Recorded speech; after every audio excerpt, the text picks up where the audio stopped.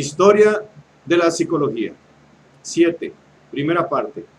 La noción de alma entre los griegos. 6. La psicología de Aristóteles. 1. Aristóteles y sus precursores.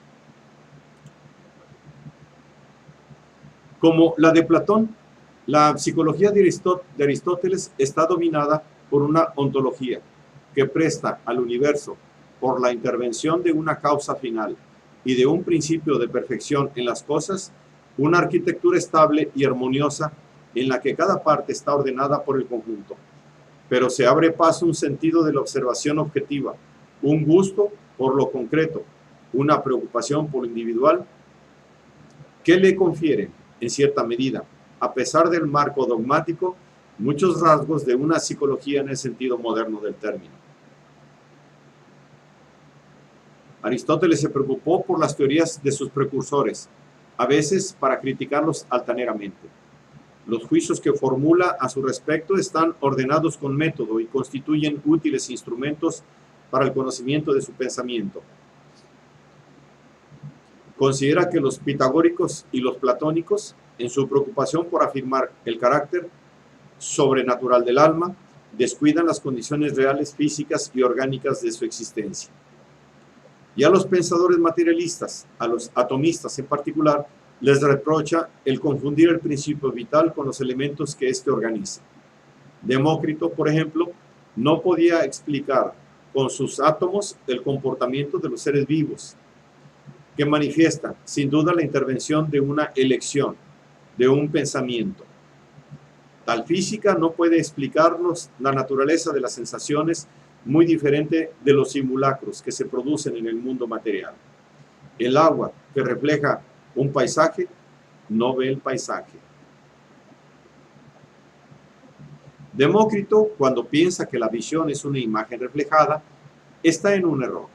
Es extraño que no se le haya ocurrido la idea de preguntarse por qué solo el ojo ve y no lo hacen ninguna de las cosas en las que se reflejan los simulacros. La aparición de la vida no es reductible a los procesos físico-químicos. Estos últimos son su condición necesaria, pero no suficiente, y le deben su orientación. El principio vital, por tanto, difiere de los elementos que componen el mundo físico. Es absurdo representarse el alma como si fuera fuego. Lo mismo valdría identificar al carpintero o a su arte con los instrumentos que utiliza, por el hecho de que la obra es resultado de esta colaboración. 2. La oposición a Platón. Platón fue el primero que quiso demostrar el carácter inmaterial del alma como garantía de su inmortalidad, pero su intento, por el hecho de que atribuyó al alma como su papel esencial el reintegrarse a una realidad metafísica puramente ideal, culminó en separarla del cuerpo, en excluir las sensaciones del dominio de la verdad, a pesar de las correcciones que se pueden encontrar en su obra. Esta suerte de guerra civil que introduce en el hombre repugna al espíritu positivo de Aristóteles, cuya oposición a las ideas trascendentes de su maestro es bien conocida. Según él, si se observan las cosas concretamente, existe más bien una unión y la colaboración entre el cuerpo y el alma. La unidad funcional de este último, articulada en funciones diversas, depende de ese único principio activo que es el alma, sin anterioridad real en relación con los elementos que unifica, coordina y gobierna. El alma no puede subsistir sin un cuerpo al que anime. Es principio de vida y de movimiento, inmanente a las funciones biológicas y fisiológicas, en cuanto a causa primera de la vida, de la sensibilidad y de la inteligencia. Es acto, esencia, forma, y no de una virtualidad cualquiera, sino determinada, es decir, de una existencia capaz en potencia de realizarse en esta forma particular.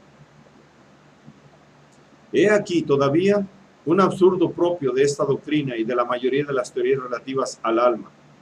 Unen al alma con el cuerpo y la colocan, sin precisar en nada la razón de esta unión, ni la disposición del cuerpo que esto comporta. Sin embargo, se ve claramente que tal explicación es indispensable, pues en virtud de las relaciones entre el alma y el cuerpo, es por lo que aquella obra y éste padece, por lo que uno es movido y la otra mueve. Ahora bien, ninguna de estas relaciones recíprocas pertenecen a cosas cualesquiera. Sin embargo, estos pensadores se esfuerzan solamente en explicar la naturaleza del alma, pero en lo que concierne al cuerpo que debe recibirla, no añaden ninguna otra cosa, como si fuese posible que, como dicen los mitos pitagóricos, cualquier alma revista cualquier cuerpo. Pero esto es inadmisible, pues es evidente que cada cuerpo posee una forma y una figura que le es propia. Los partidarios de la metempsicosis presentan las cosas de manera semejante a aquel que sostuviese el arte del carpintero, que el arte del carpintero puede ejercerse con flautas. Esto es imposible, pues toda técnica debe valerse de los instrumentos que le son propios y el alma del cuerpo que le conviene. En pocas palabras, el alma no es esa exiliada de que habla Platón, encerrada en un cuerpo con la nostalgia de despojarse para siempre de él. Es ella la que asegura la armonía funcional y las funciones vitales. 3. El alma como forma del cuerpo. En otras palabras, el ser humano no está constituido por un alma y un cuerpo como dos entidades yuxtapuestas. Los dos términos expresan los aspectos inseparables de su unidad viviente, el tejido real de sus sensaciones, de sus afecciones, de sus actividades. Aristóteles se ve así conducido a definir el alma como la entelequia primera de un cuerpo natural que tiene la vida en potencia, principio de movimiento, de crecimiento, de generación, unifica todas sus funciones sin exceptuar las operaciones de la sensibilidad y del entendimiento. No tiene caso averiguar si el alma y el cuerpo son una sola cosa, tal como no tiene caso distinguir la cera y la impronta, ni de manera general la materia de una cosa cualquiera y aquello de lo que es materia. El alma es al cuerpo lo que el filo del hierro es al hacha, lo que la vista es al ojo. Si el ojo fuese un ser vivo, la vista sería su alma, pues la vista es la esencia del ojo. El ojo, por su parte, es la materia de la vista. Si la vista llega a faltar, ya no hay ojo, sino por homonimia, como un ojo de piedra o un ojo dibujado. Y no es posible separar el órgano de la función. El alma es, en sentido primordial, aquello por lo que vivimos, percibimos y pensamos.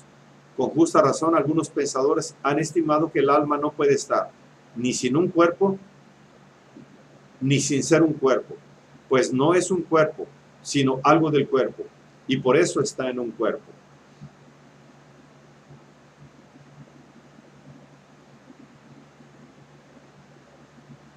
Por considerar el alma causa y principio del cuerpo vivo, la psicología se encuentra ligada en Aristóteles a una biología y aún a la botánica, pues admite una manera del alma en la planta misma, en cuanto ésta es capaz de nutrirse, de reproducirse, de crecer conforme al tipo de su especie.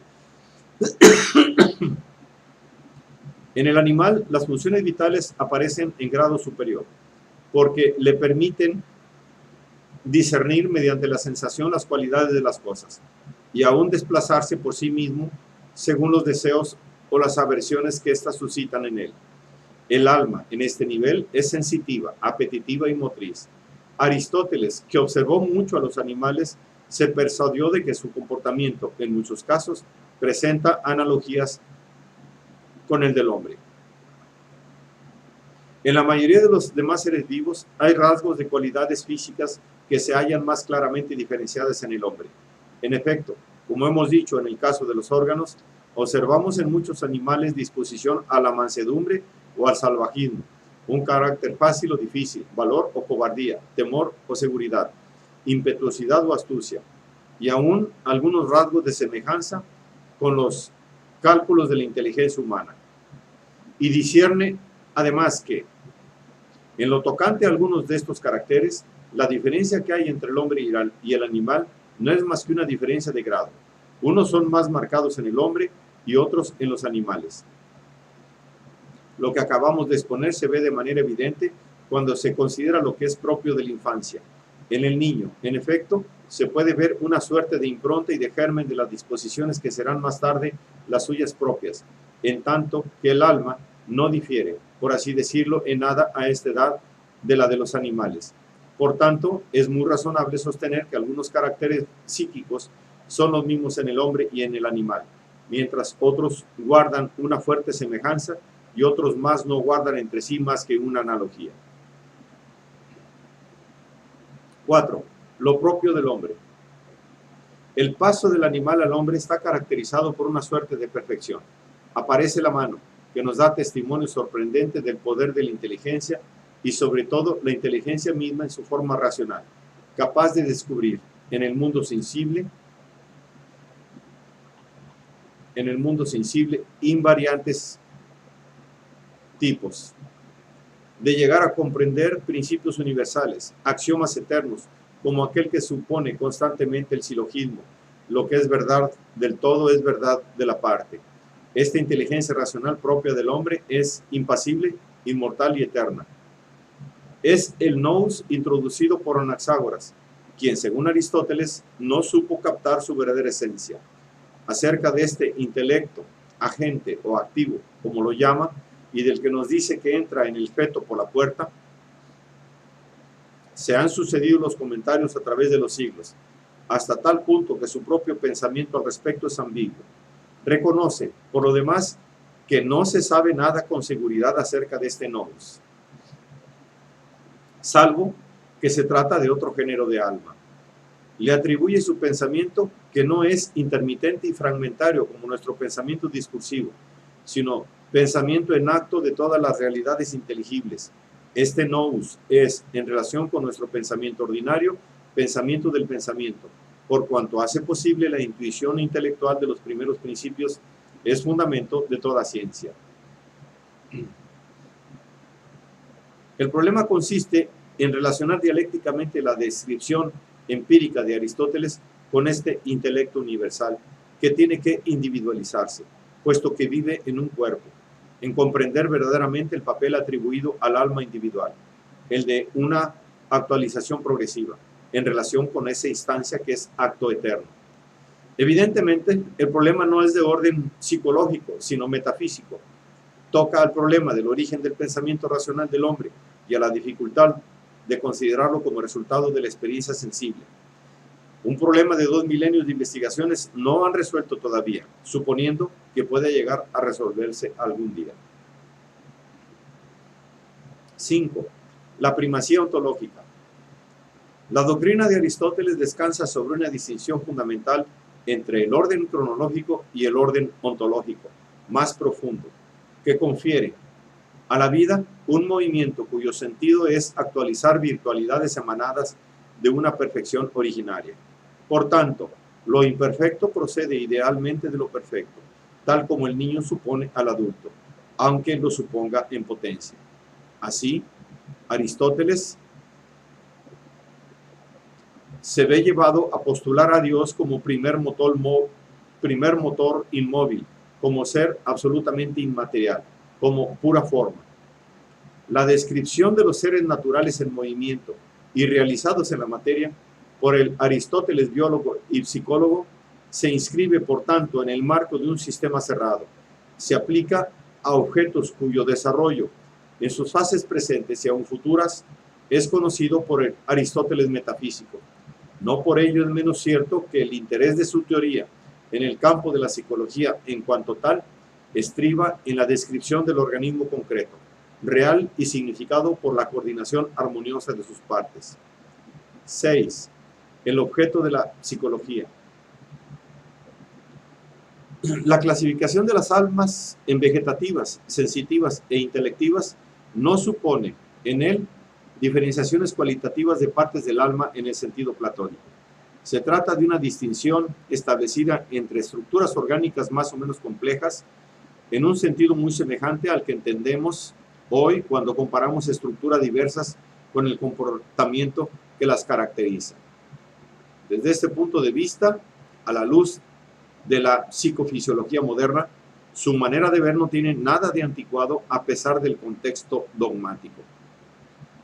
Parece ser que todas las afecciones del alma están dadas en un cuerpo: el valor, la mansedumbre, el temor, la piedad, la audacia y también la alegría, lo mismo que el amor y el odio, pues al mismo tiempo se producen estas determinaciones. El cuerpo experimenta una modificación. Después de haber enunciado sin ambigüedad lo que parece ser un preludio al famoso paralelismo psicofisiológico, Aristóteles nos da testimonio de una conciencia muy clara de la dualidad propia del objeto de la psicología, de esa suerte de escollo interior-exterior con el que tropiezan todavía hoy las investigaciones. De esto resulta que, en las definiciones, se debe tomar en cuenta este estado de cosas. Se definirá, por ejemplo, la cólera por un movimiento de tal cuerpo y de tal parte, o de tal facultad, producido por tal causa y para tal fin. Y por eso es por lo que el estudio del alma depende del médico, ya se trate del alma por entero, o bien del alma tal como la describimos. De tal modo, el médico y el dialéctico definirán diferenciadamente cada una de estas afecciones. Lo que es, por ejemplo, la cólera, para el último, es el deseo de devolver la ofensa, o algo de ese género. Para el primero es la ebullición de la sangre que rodea el corazón, o bien la ebullición de lo caliente. Uno da explicación de la materia y el otro de la forma y de la noción, pues la noción es la forma de la cosa, pero es necesario que se realice en tal materia. Sea como fuese, a partir de la consistencia que el ser vivo toma de sí mismo, se elabora un conocimiento cualquiera, y la sensación nos remite forzosamente no a un exterior interpretado en términos de movimientos, sino a un sistema interno de cualidades y de significaciones.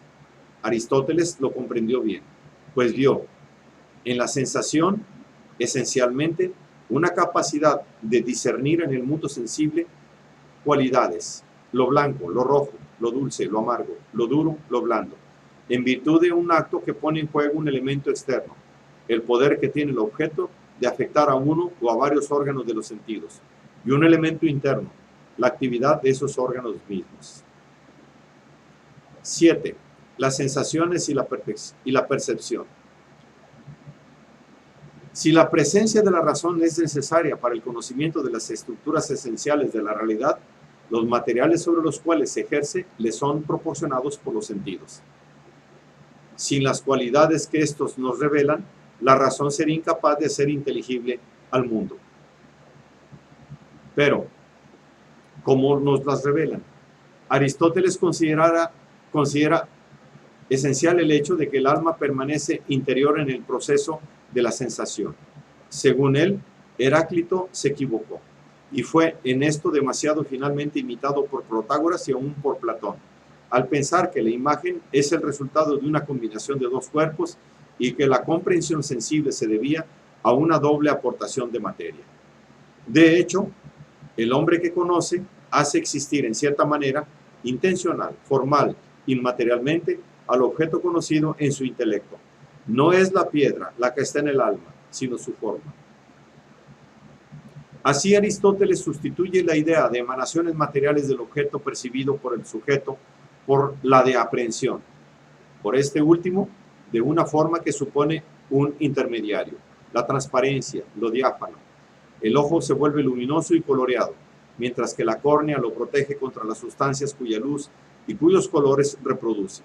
Por tanto, es solo la forma la que modifica los sentidos, un poco a la manera como un sello marca en la cera su impronta, sin dejar en ella nada de su metal.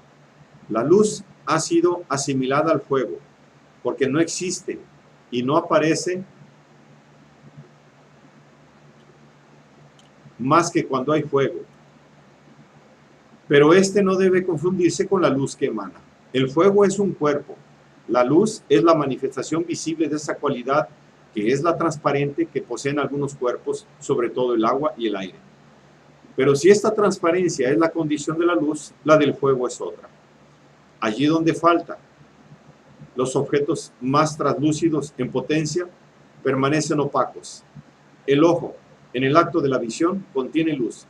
Está constituido por un cuerpo transparente que es líquido acuoso. La prueba de esto es el flujo que se produce a consecuencia de una perforación del ojo. La única excepción a esta conjunción necesaria de la luz y de lo diáfano para que se produzca la visión está constituida por los casos de la fosforescencia, los cuales, por lo demás, no permiten la percepción del color propio del objeto. Lo mismo ocurre en lo tocante a los demás sentidos, a los que Aristóteles analiza para mostrar que su función implica siempre un intermediario, punto de reunión de las cualidades y del órgano que las percibe. En el caso del tacto, corresponde este papel intermediario a la piel.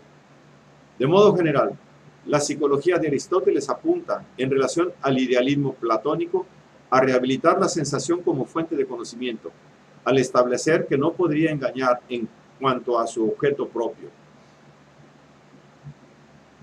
La visión de blanco equivale a desprender del mundo la cualidad, la esencia de blanco.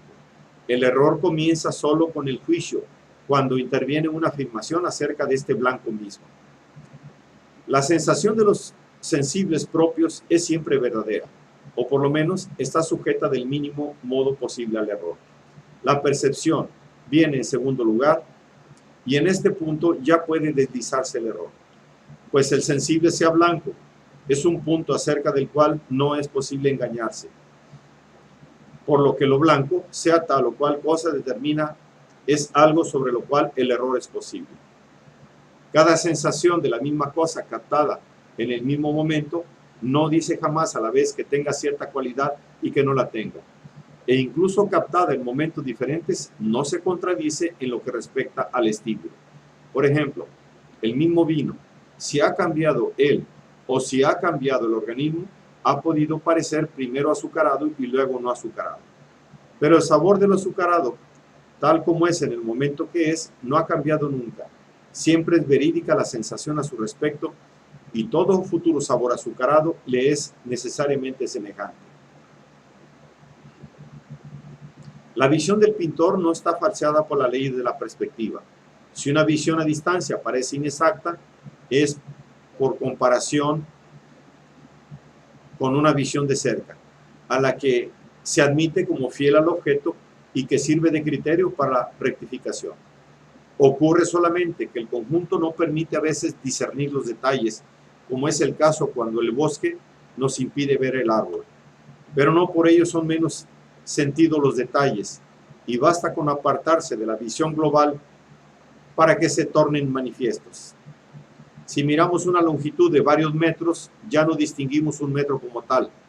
Algunas de las observaciones de Aristóteles a propósito de la percepción de los conjuntos se encuentran revaloradas hoy por las concepciones de los psicólogos de la Gestalt. Por otra parte, admite la existencia de indiscernibles, que no son ceros, y uno piensa entonces en las pequeñas percepciones de Leibniz. Cuando una cosa que está más allá de la sensación no es sensible en sí misma, no lo es tampoco considerada aparte, pues es de una manera latente como se encuentra incluida en una sensación más distinta. Y un sensible de esta especie, aún separado, no será tampoco sentido de manera manifiesta. No obstante, será sensible puesto que lo es ya de una manera latente y lo será manifiestamente una vez añadido a otros. Después de haber tratado por separado los 5 sentidos, Aristóteles se planteó el problema de la unificación de las sensaciones de un sujeto perceptor. El acto del sensible y el acto del sensorio constituyen un solo acto. Observa que el proceso sensorial constituye una inseparable unidad en un tiempo inseparable, y de esta manera es conducido a la noción de un sentido común, esto es, no particular. Este mediador entre los sentidos particulares al que se debe la unificación de sensaciones diferentes es la sensación de la sensación, algo análogo a lo que llamamos hoy conciencia. Los diversos sentidos obran entonces no como sentidos separados, sino formando un solo sentido, cuando se produce una simultaneidad de sensaciones relativamente al mismo objeto. Este es el caso cuando percibimos que la hiel es amarga y amarilla, pues no pertenecen ciertamente a otro sentido declarar que estas dos cualidades constituyen una sola cosa.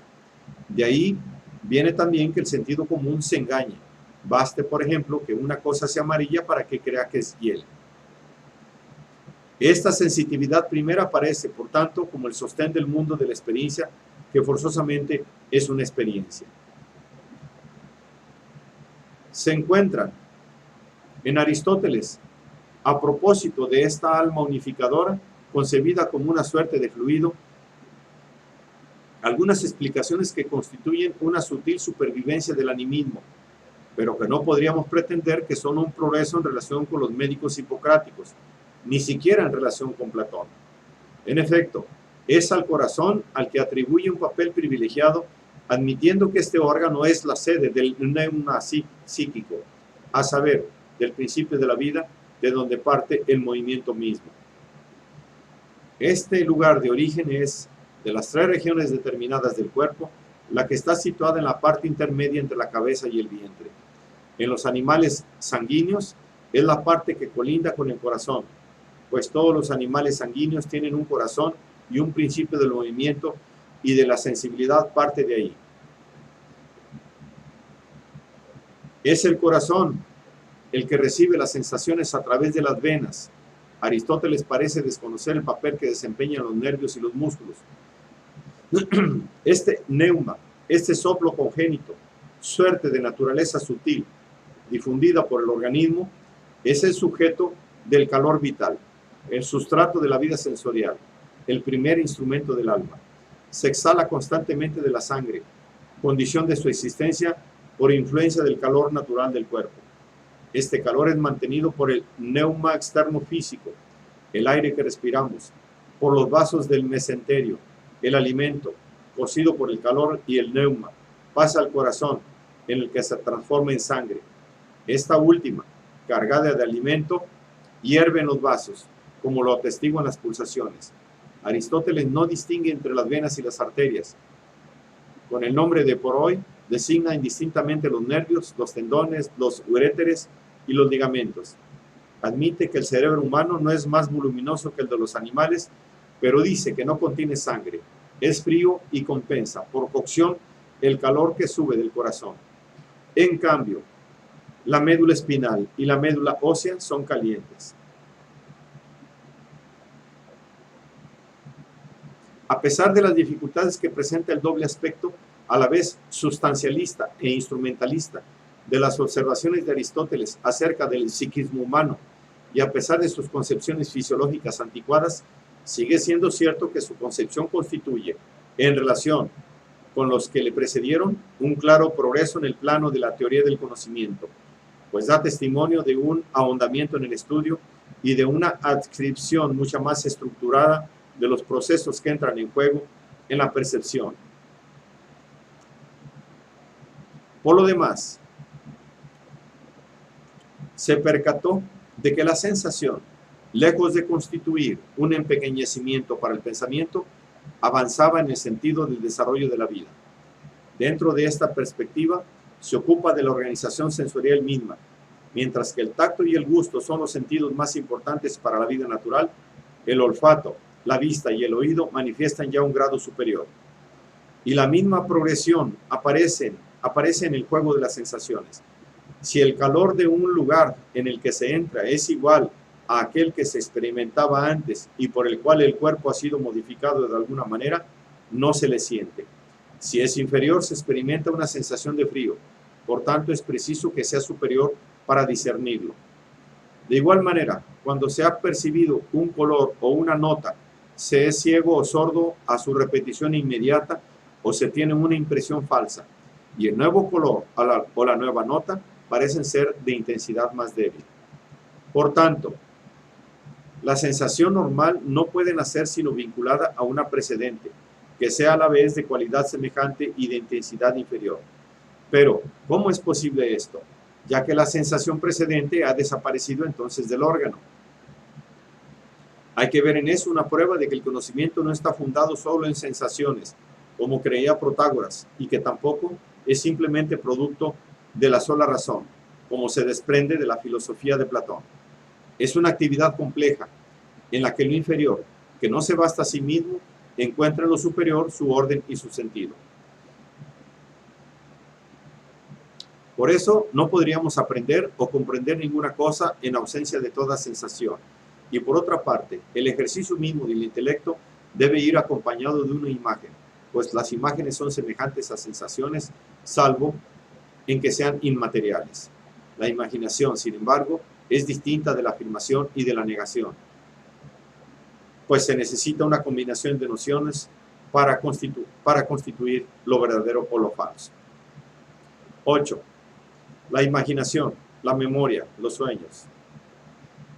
Esta alusión de Aristóteles a la imaginación, considerada como una realidad sui generis, va acompañada en él de observaciones penetrantes. En primer lugar, ocurre que la imagen, distinta de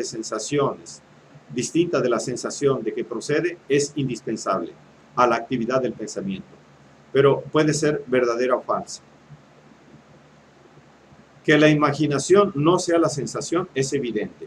La sensación es en efecto o potencia o acto. Por ejemplo, vista o visión. Por el contrario, puede haber imagen en ausencia de la una o de la otra.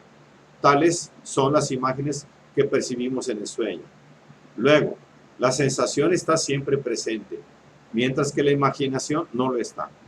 Por otra parte, si la imaginación y la sensación fuesen idénticas en acto, todas las bestias deberían poseer imaginación.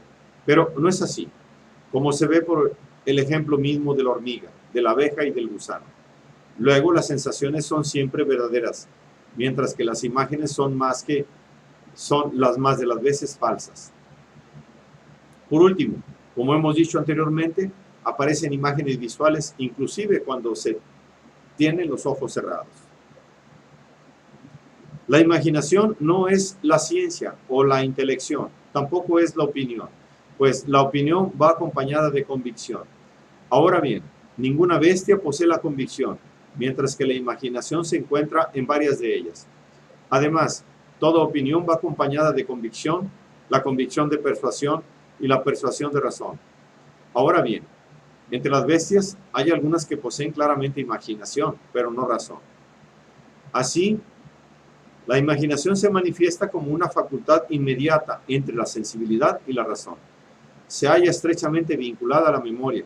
Cuando los sentidos especiales están inactivos, no por ello se detiene la vida psíquica, y su actividad vincula la función sensible a la función imaginativa.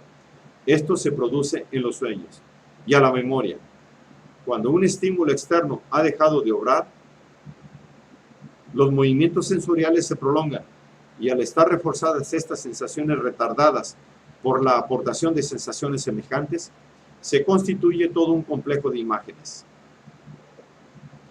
La imaginación se distingue de la memoria por cuanto esta última supone la intervención de un sensible común. El tiempo que nos conduce de nuevo a una continuidad vivida, a imágenes copias de experiencias anteriores. La confusión en este dominio es el caso de los desequilibrados que confunden sus imágenes mentales con realidades. La memoria se distingue igualmente de la sensación y del acto cognoscitivo, por cuanto envuelve el tiempo sentido. Si la memoria correspondiese únicamente a la parte intelectual del alma, solo se le encontraría en el hombre, siendo así que la observación demuestra su presencia en buen número de animales. Aristóteles distingue, a propósito de esto, la simple conservación del pasado y su retorno espontáneo al espíritu, de la facultad de rememoración voluntaria por un esfuerzo intelectual que sitúa este recuerdo en el tiempo. Solo esta memoria voluntaria es una función de la inteligencia, de ese nous que es lo propio del hombre. El que rememora, en efecto, llega a la conclusión de que anteriormente ha visto u oído o sentido alguna experiencia de este género, y este proceso es una suerte de búsqueda, la cual, por naturaleza, no se produce más que en los seres a quienes pertenece la facultad deliberadora. Pero este acto de reminiscencia, como dice Aristóteles, no nos conduce de nuevo a un saber adquirido en una existencia anterior, como creía Platón. Sirve para volver a encontrar, con esfuerzo o sin él, un recuerdo desaparecido de la conciencia, es decir, en el vocabulario de Aristóteles, que se ha tornado simplemente potencial. Y este acto es posible porque los movimientos dejados en nuestros órganos por las percepciones tienden a sucederse conforme a un determinado orden en el que operan relaciones de continuidad, de semejanza o de contrariedad que constituyen el hábito. Cuando rememoramos, somos movidos según el movimiento después del cual aquel que buscamos tiene la costumbre de producirse. Este intento de restablecer la continuidad rota de la memoria no siempre tiene éxito. La prueba de esto está en el trastorno que sienten algunas personas cuando no son capaces de acordarse de una cosa a pesar de una gran tensión del espíritu. Trastorno que sigue persistiendo una vez que han abandonado todo esfuerzo de rememorización. Aristóteles piensa que los temperamentos melancólicos están particularmente sujetos a este desagradable estado interior, que consiste aquí en un difícil restablecimiento de los mecanismos desencadenados por el esfuerzo de rememorización o rememoración. A propósito de los sueños, enuncia una idea que ya encontramos en Hipócrates, a saber, que pueden anunciar las enfermedades, pues estas últimas, observa, van precedidas de movimientos insólitos en nuestro organismo, los cuales escapan al estado de vigilia, aunque entonces son eclipsados por impresiones sensoriales más intensas. En el sueño ocurre todo lo contrario, pues los movimientos pequeños nos dan entonces la impresión de ser grandes en razón de la inacción de los órganos sensoriales. Lo que a menudo ocurre en el sueño lo muestra con evidencia. Nos imaginamos, por ejemplo, que truena o que hay relámpagos, cuando en realidad los oídos no perciben más que débiles ruidos. O también que se come con delicia miel o sabores dulces cuando tan solo una gota de flema escurre al esófago. O que se camina a través del fuego, siendo así que se trata solamente de un ligero calor, de que un ligero calor afecta a algunas partes del cuerpo. Una vez despiertos, todo esto se nos aparece bajo su verdadero aspecto, es decir, como lo que son, cosas insignificantes en realidad. Pero como en todas las cosas los comienzos son modestos, es evidente que modestos son también los comienzos de la enfermedad y de las demás afecciones que amenazan producirse en nuestro cuerpo. Saquemos en conclusión, por tanto, que es manifiesto que estos comienzos deben necesariamente aparecérsenos con mayor claridad en el sueño que en el estado de vigilia. 9. El estado de perfección. Por razón de su ontología, todo se encadena en la concepción del estagirita y la psicología está ligada a la moral. Vegetales, animales, seres humanos son contemplados en la perspectiva de una conquista incesante de la materia por la forma, por la atracción de un bien supremo, la perfección divina, que hace pasar a la materia por formas cada vez más perfectas. Se trata de una evolución en círculo, si es que podemos hablar de evolución a propósito de una realidad ya evolucionada, ordenada jerárquicamente por especies que permanecen fijas, cuya forma persiste a través de los individuos que la actualizan. Este principio de perfección, que en la esfera del pensamiento obra como un estimulante de la búsqueda de la belleza y de la verdad, se manifiesta en el nivel del deseo por el impulso hacia el placer. Para un organismo vivo, ser es crecer y reproducirse para la conservación de la especie. Lo divino en el alma, para los seres inferiores, es este impulso a engendrar para que su especie se perpetúe en el espacio y en el tiempo a la vez. Y el deseo permanece ligado al sentido, mientras que la voluntad es la forma que adopta bajo el control de la razón. La moral aristotélica no tiene por meta, como la de Platón, un destino supraterrenal, sino que es una búsqueda de la felicidad aquí en la tierra. En la Ética Nicomaquea, libro 10, Aristóteles declara que el placer remata la actividad como una suerte de fin que se le añade a la manera como la belleza se añade a la juventud. Toda actividad es fuente de placer, siempre que se ejerza conforme a la naturaleza del ser que la despliega. En el hombre, su naturaleza es ser razonable. En el hombre, su naturaleza de ser razonable lo inclina muy naturalmente al ejercicio del pensamiento. principal fuente de dicha. Una vida humana vivida conforme la razón asegura la felicidad, idéntica a la virtud, en su más alto grado. Esta virtud es la vida puramente contemplativa del sabio. Prácticamente, dicha y virtud se reúnen en una moral del justo medio. El valor es mejor que la cobardía y la temeridad. La generosidad es preferible a la avaricia y a la prodigalidad.